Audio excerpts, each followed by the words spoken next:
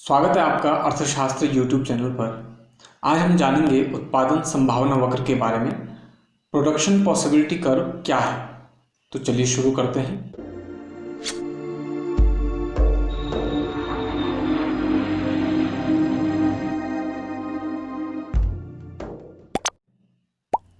मनुष्य की आवश्यकताएं अनंत हैं, जबकि उन आवश्यकताओं को पूरा करने के लिए साधन सीमित हैं। इस कारण हमें यह निश्चित करना होता है कि किस आवश्यकता की पूर्ति पहले की जाए और किसकी बाद में। और इसी कारण किसी अर्थव्यवस्था के समक्ष उत्पादन क्या करें की समस्या उत्पन्न होती है, जो अर्थव्यवस्था की 3 केंद्रीय समस्याओं में से एक है।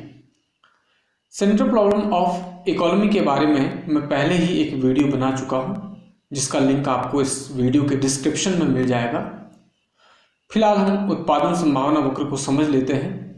उत्पादन संभावना वक्र उत्पादन क्या करें की समस्या के समाधान को तलाशता है। परिभाषित शब्दों में अगर कहें तो उत्पादन संभावना वक्र एक ऐसा वक्र होता है जिस पर स्थित प्रत्येक बिंदु दो वस्तुओं के उन भिन्न भिन्न संयोगों को दर्शाता है जो उपलब्ध संसाधनों के कुशलतम प्रयोग से प्राप्त हो सकते हैं। स्टूडेंट्स को इस परिभाषा को रट्टा मारने की जरूरत नहीं है, क्योंकि मैं आपको व्हाइट बोर्ड पर एक बेहतरीन उदाहरण के जरिए इसे समझाने वाला हूं। इससे पहले कि हम व्हाइट बोर्ड पर चलें, हम जान लेते हैं उत्पादन संभावना वक्र की मान्यताएं। अर्थशास्त्र में मान्यताओं का बड़ा महत्व है। मान्यता यानी पूर्व धारणा, जिसे हमने मान लिया है कि ऐसा है।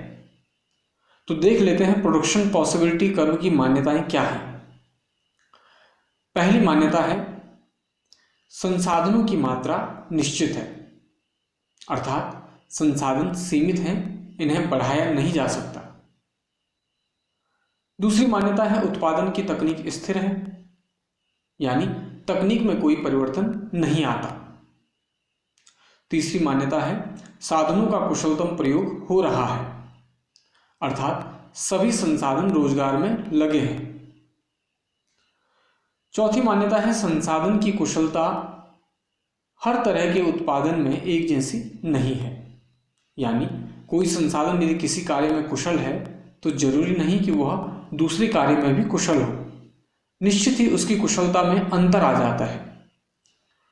उदाहरण के लिए, कोई डॉक्टर मरीजों के इलाज करने में कुशल है। यदि उसे पुल बनाने के लिए कहा जाए तो निश्चित ही डॉक्टर उतनी कुशलता के साथ पुल निर्माण का कार्य नहीं कर पाएगा जितनी कुशलता के साथ वह डॉक्टरी का कार्य करता है। और ठीक इसी प्रकार यदि किसी सिविल इंजीनियर को डॉक्टर का कार्य दिया जाए तो वह भी इस कार्य को कुशलता के साथ नहीं कर पाएगा। जो अंतिम मान्यता है ये बहुत महत्वपूर्ण है, क्योंकि यही वह मान्यता है जिसके कारण उत्पादन संभावना वक्र का ढाल मूल बिंदु की ओर अवतल होता है।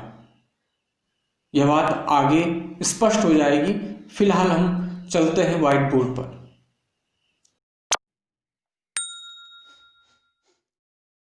मैं आपको प्रसिद्ध अर्थशास्त्री सैमुअल्सन के द्वारा प्रयोग किए गए उदाहरण के जरिए उत्पादन संभावना वक्र समझाने वाला हूं। सुविधा के लिए हम यह मान लेते हैं कि अर्थव्यवस्था में सिर्फ 2 वस्तुओं का उत्पादन होता है। माना कि वह 2 वस्तुएं बंदूक और मक्खन है। बंदूक रक्षा वस्तुओं की प्रतीक है और मक्खन नागरिक वस्तुओं की प्रतीक।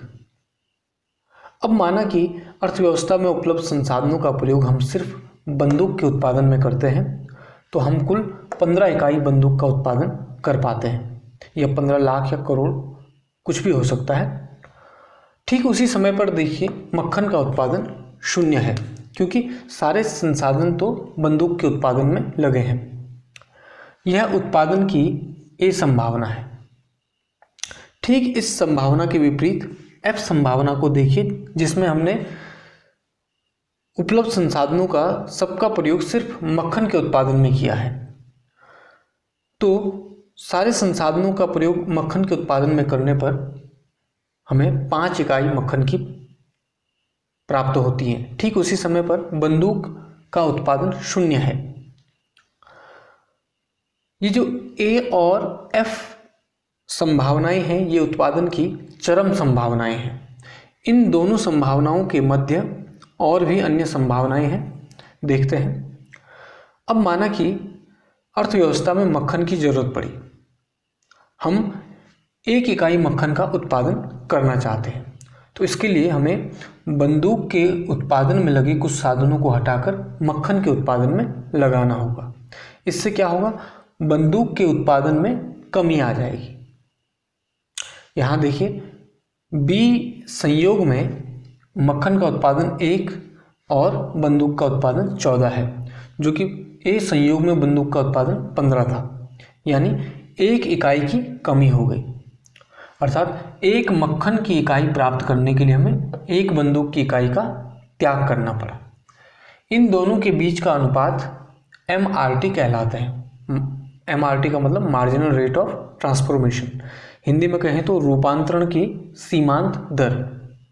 क्या है रूपांतरण की सीमांत दर?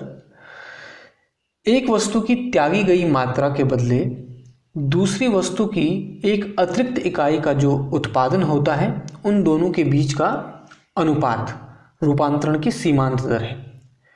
इसे हम कई बार सीमांत अवसर लागत भी कहते हैं।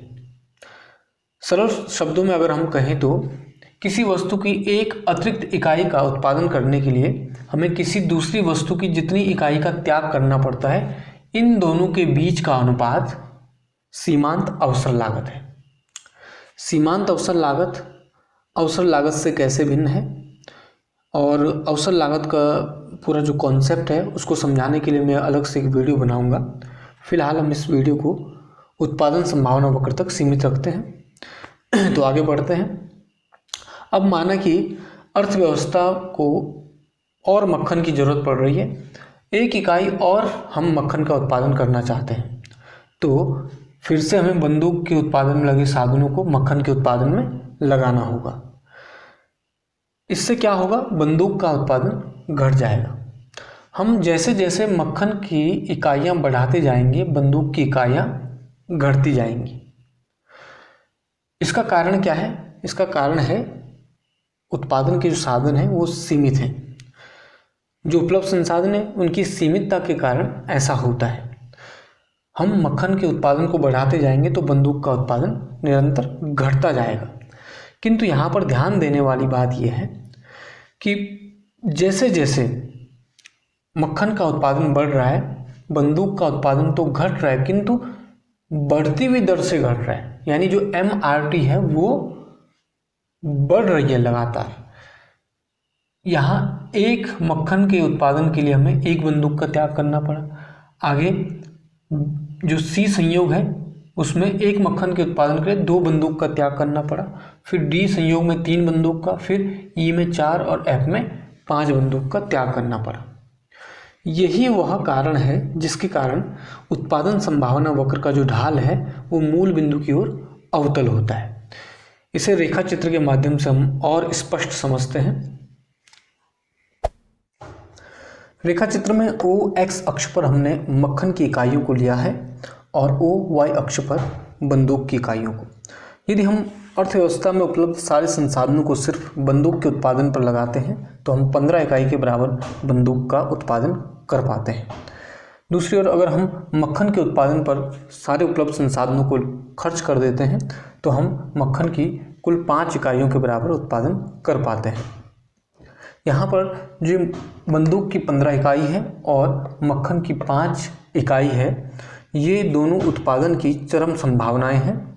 रेखा चित्र में हमने इन संभावनाओं को A बिंदु और F बिंदु नाम दिया है। असल में उत्पादन संभावना वक्र 2 चरम संभावनाओं, यहाँ इस रेखा चित्र में A और F, 2 चरम संभावना बिंदुओं के मध्य पड़ने वाले अन्य संभावना बिंदुओं को मिलाते हुए खींची गई रेखा है। उत्पादन संभावना वक्र की मैंने जो परिभाषा आपको बताई थी उसका भी परीक्षण कर लेते हैं।